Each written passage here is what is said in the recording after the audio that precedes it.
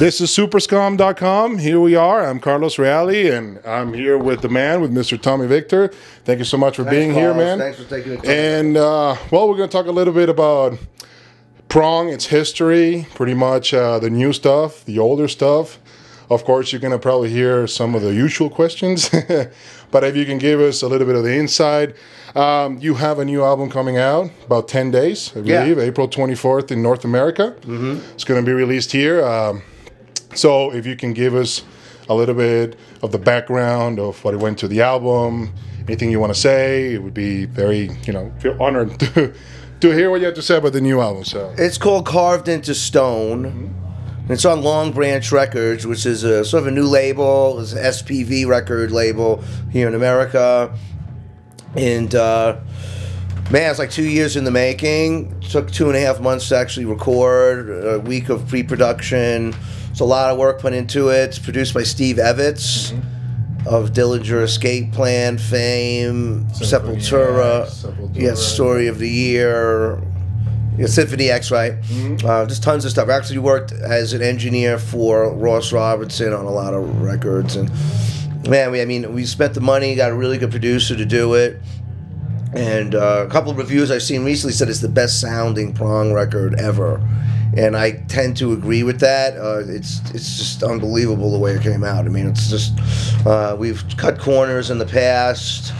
Even though like I'm impoverished, I decided to spend, instead of taking some money off the top of the advance, we put it all in his pocket and came out with a really good record. And he was involved in all aspects of the recording too. We mixed it, got involved in arrangements, sounds, of course, the full engineering process. It's just amazing. I mean, I really need somebody like that so we could bring Prong up to a current sound. Since he's done all these modern bands, yet the recording was done like it was put to tape, where we didn't really do that much in the box of Pro Tools. Most of processing was external outside of Pro Tools, and we really didn't do that much editing with Pro Tools. Everything was played and sang and done like we did back in the day, So just really good performances. I worked with drum parts with Alexi for really pushed him to an unbelievable, great performance. The drums on this record are definitely the best drums on any Prong record. And too, with guitar playing too. I mean, there's more guitar on this record than any other Prong record. There's more solos. There's we really pushed it to the hilt on this one. So, and the songs are great. We wrote 25 songs for the record, and 11 made it.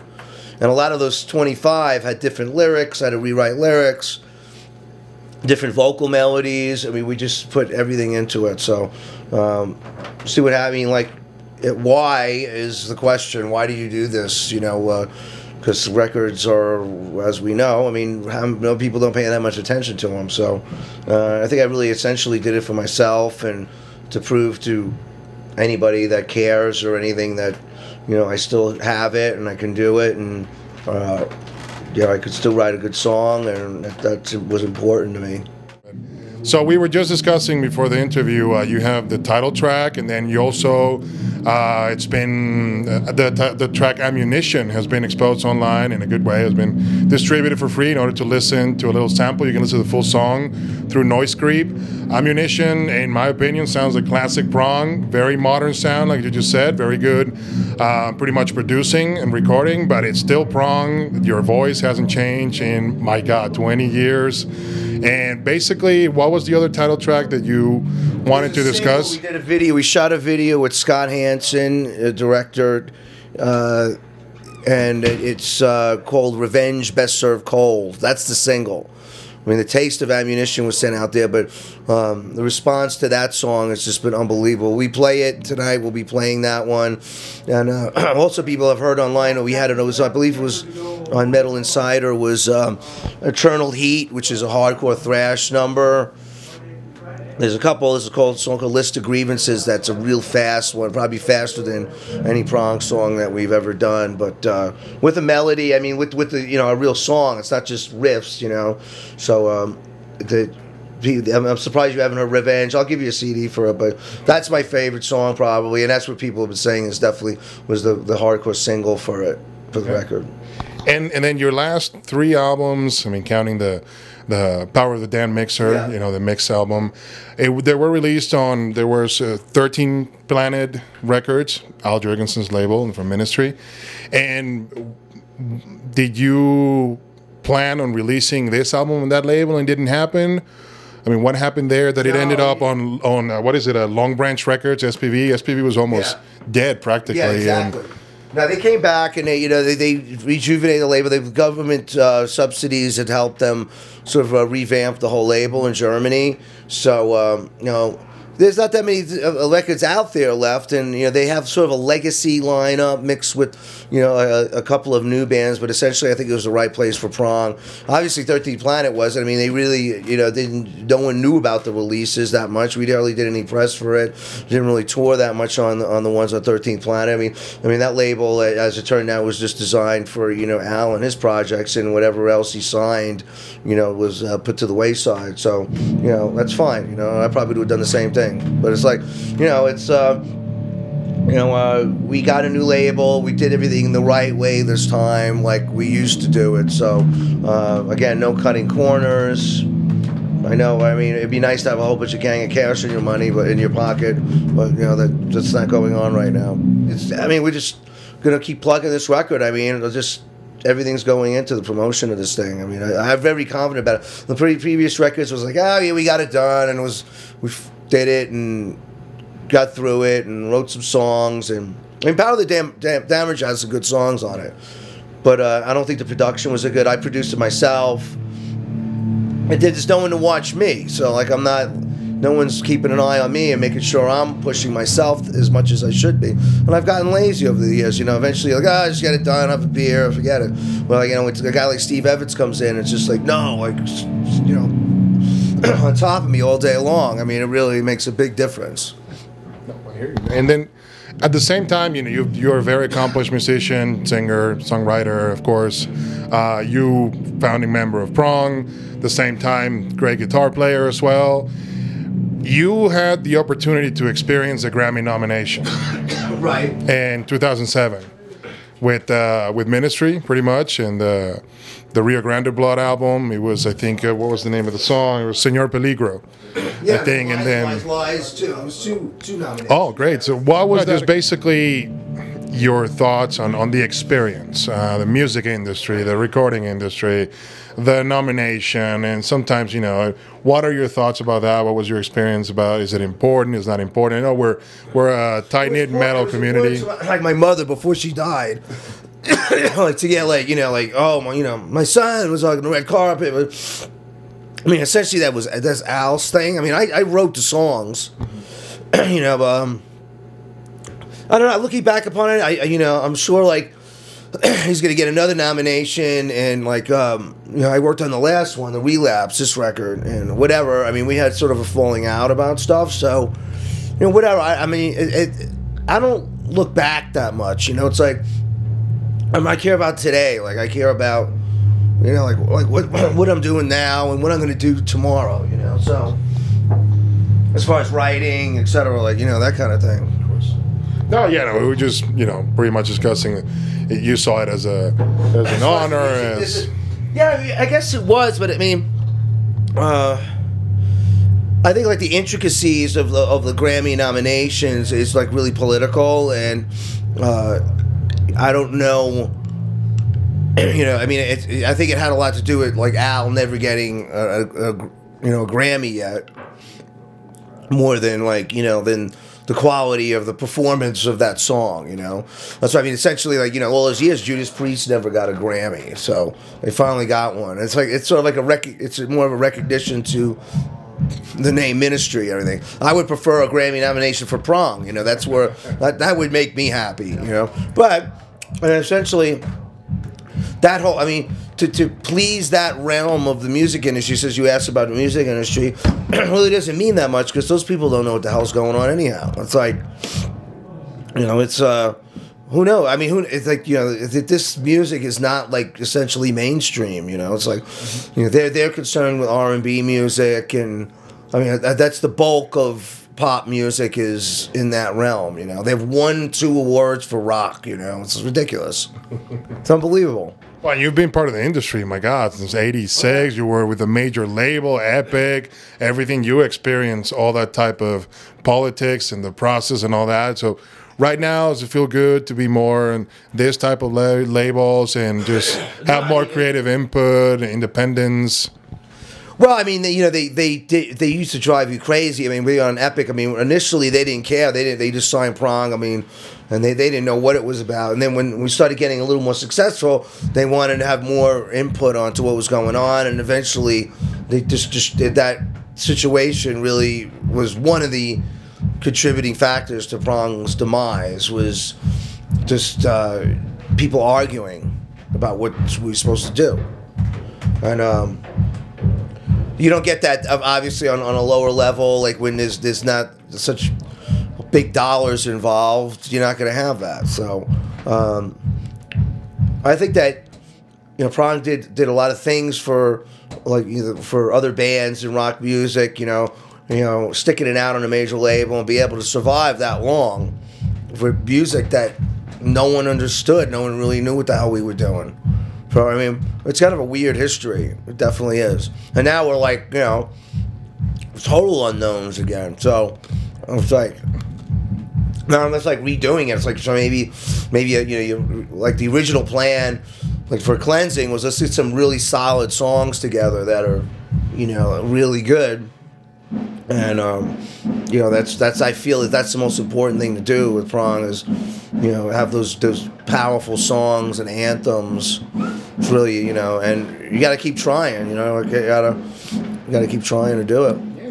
And speaking of the history, I mean, your history as a musician, you were basically on and off, pretty much working with Glen Danzig. Yeah. In Danzig.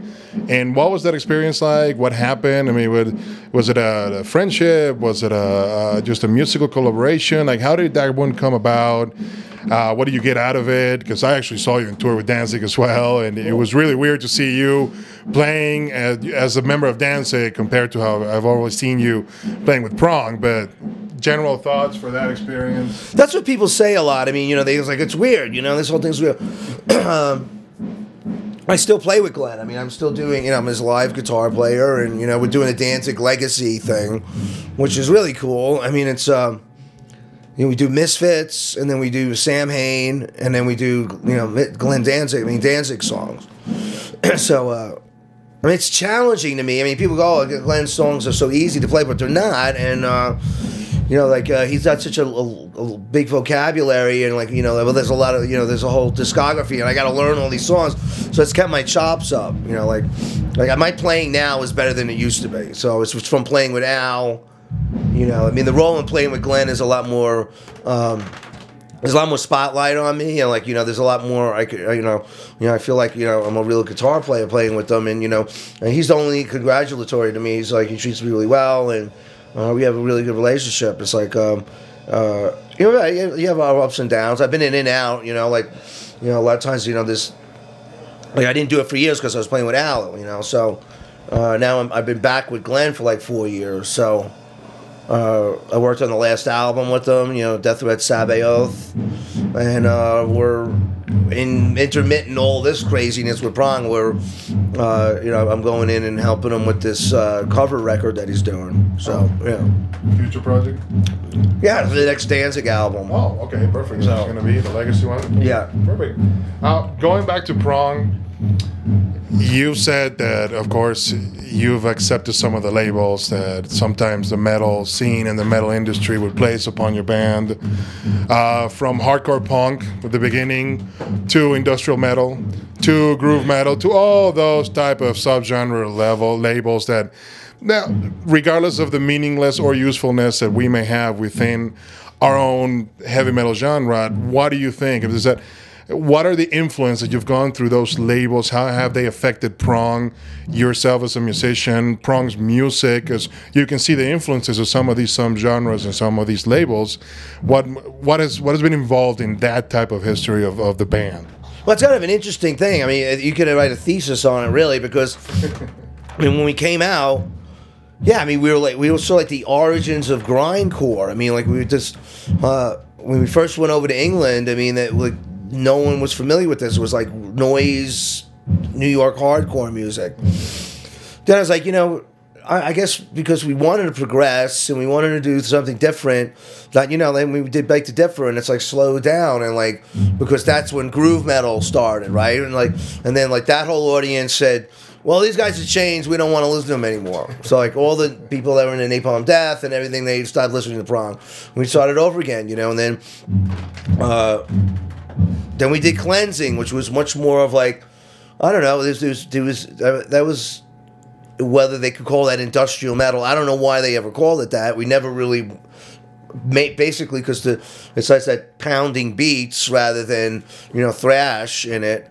But it's still heavy. Yeah, there's a nominal amount of samples on it. It's not that much. I mean, it's just exterior noises that we throw in there. So, you know, there's nothing programmed. And then I think like Rude Awakening was like one of the early like new metal records, you know, like that was where there wasn't any guitar solos really that much. There's a couple of them thrown in there, and more concentration on like, you know, hooks and songs. And, you know, I think that, you know, then 4 or 5 years later, you know, these bands like Static X were getting popular based on some of that, you know, that element that like was on that record, and then Ministry records too. So, I think what it's, as far as the labeling does, it's disenfranchised people that were listening to us before and didn't want any changes to happen. You know, it's like, well, now they're not, you know, they're not even listening to it. They'd be going like, well, they used to be a thrash metal band, now they're industrial, so I'm not even going to buy the record, or I don't even care about them anymore. So we always experienced that. It's like, if going back on it, if I was going to formalize the proper way to go about like running a rock and roll band and, you know, doing it properly, is you find the formula and then you don't change at all, and just keep making records the same exact way, you know, and that's how you maintain success. It's like if you start screwing around and experimenting with your fans' mentality, you're just gonna like, it's really gonna cause a lot of problems. The only few people have been able to do that, which is like Bowie maybe, and like the Beatles or something, you know. So essentially, it's find a good formula, stick to it, and, you know, and enjoy life. You know, don't try to break down any walls continually like Prong has, because everything falls on you eventually. You know. But if you follow that formula, of course, you sacrifice. The cost is the sacrifice of artistic, pretty much independence. I'm talking about a formula for pop music success, and it's like that. You know, you just stay with the same thing all the time, because we've always tried to like say, well, we did that, move ahead, let's do something else.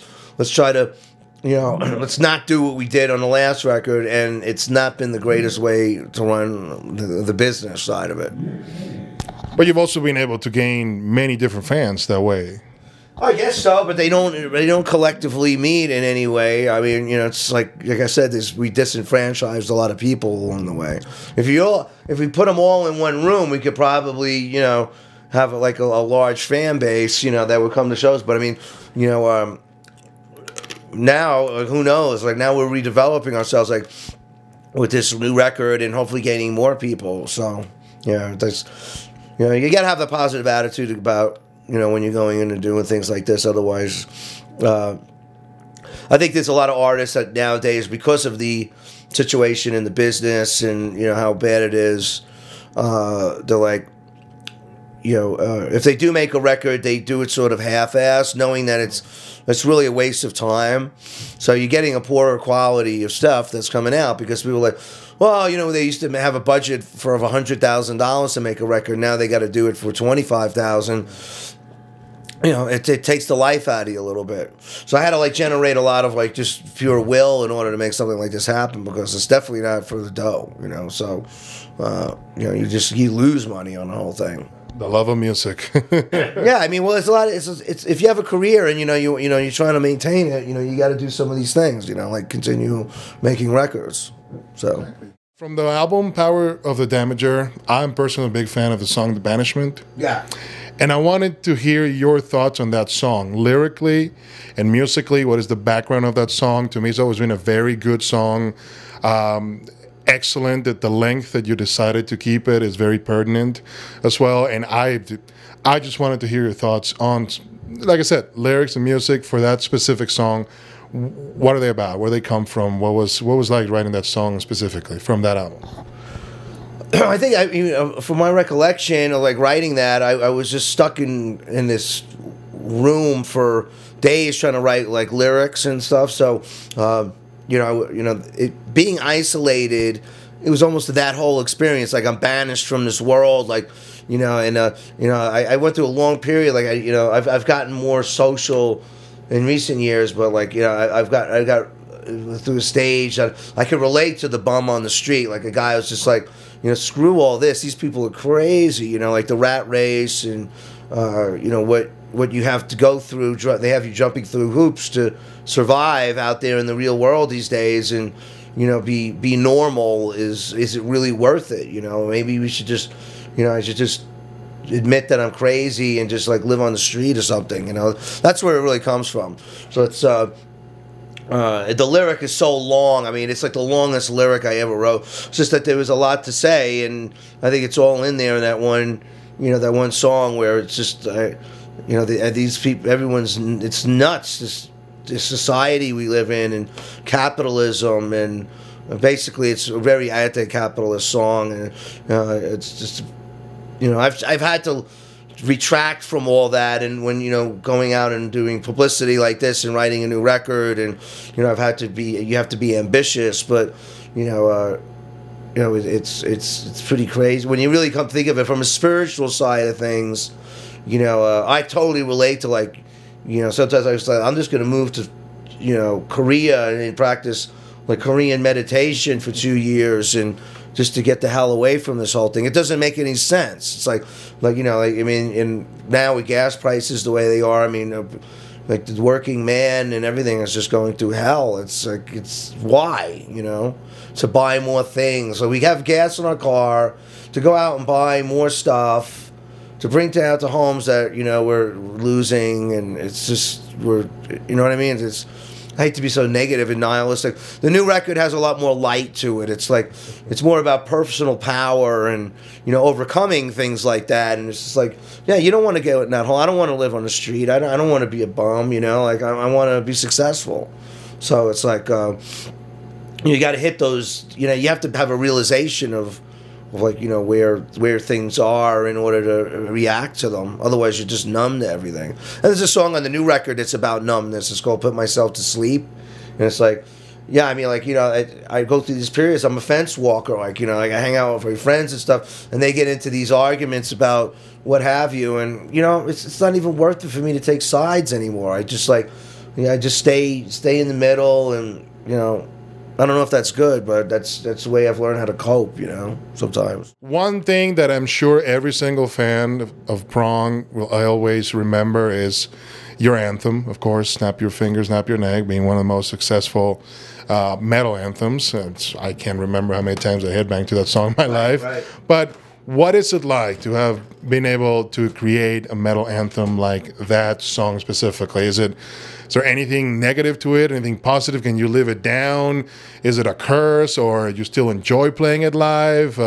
What is the deal with that song from the beginning all the way to now, and from your perspective in the band? Well, we'll cover the negative sides of it first. I was just say, like, the fact that a lot of people don't know that song but don't know it's Prong is disturbing to me, because it's been done, it's been covered by people, and it's just like, it's. You don't even understand how many times we've played that, and it's like, man, that's great that you played Snap Your Fingers, Snap Your Neck. That's kind of a cool song, man. Like it's like, we did, like, I wrote that song, and they're like, no, you did. Come on, like, it's like, or it's like, man, you covered that song. That's pretty cool. Like, that's what's really a pain in the ass.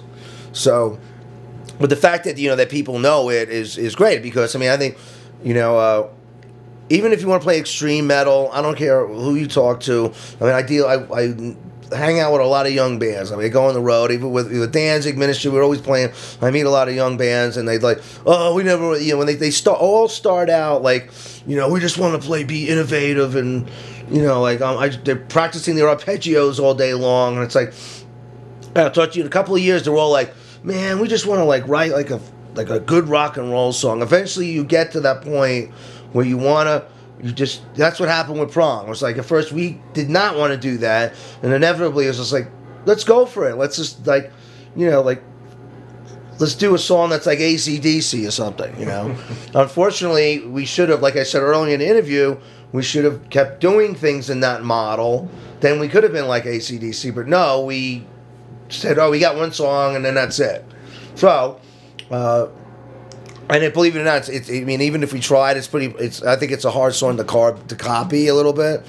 But anyhow, I think it's great, man. It's like, you know, I think less and less people are knowing that Prong done that song now, and it's bizarre. But they got when the Epic release comes out, like people will be like, you know, because I mean it's gonna be in Best Buy and stuff like that, so. I mean, this whole year is like is education process for people. It's like, no, this band did that, and yeah, the Headbangers theme song was Prong too, and like all these things that were done in the past. So, you know, maybe we'll get recognized again for it. But I think it's fantastic. I mean, it's like, I want more. I like. Hopefully, the song "Revenge Best Served Cold" is like that. You know, it's not a carbon copy of "Snap Your Finger, Snap Your Neck" musically, but it has that essence of it, you know, of that kind of, you know, anthem. The energy to it, and then you hope for a legacy, of course, out of that single, which I hope it happens that way. I hope, you know, of course, the fans receive the new album in very positive ways. Like I said, the one song I've heard so far, because it hasn't come out, excellent, sounds very well. Of course, that's just my opinion. But at the same time, you know, taking advantage of this opportunity, what do you have to say for your fans? Right now, basically. Well, depending on, I mean, the record comes out April 24th, that we have a bunch of new line of merch too. To be a salesman, it's like you go to www.shopbenchmark.com. You get pre-ordered the record on there and see the new line of merch and stuff, and then hit me up on, you know, Twitter is Prong Music, and then our prongmusic.com is going back up online, and we're gonna have some videos and stuff like that will be up on that. We're working on that. www.prongmusic.com, www.facebook.com/prong. And then I said Clutch in July, Anthrax, Testament, September. By that same people, you'll know the stuff on the record, and hopefully we'll play some more new songs. We played 2 tonight. So. And the Anthrax Testament show is going to be the U.S. leg of the show? Yeah. Perfect. It's going to be an amphitheater show. It's going to be a small venue show. It's probably going to be clubs. I mean, they did, you know, there'll probably be, you know, like a club tour. A club tour? Yeah. Sounds like a great lineup, man. Yeah. It's perfect. So, Tommy, thank you so much, man. I appreciate all the time. Thank you. And thank you. You know, this is Tommy Victor from Prong, Superskum.com. Go check out the web pages, the new songs, the new single, and the best of luck, man, with the new record. And I'm sticking around for the show, man. Yeah, good.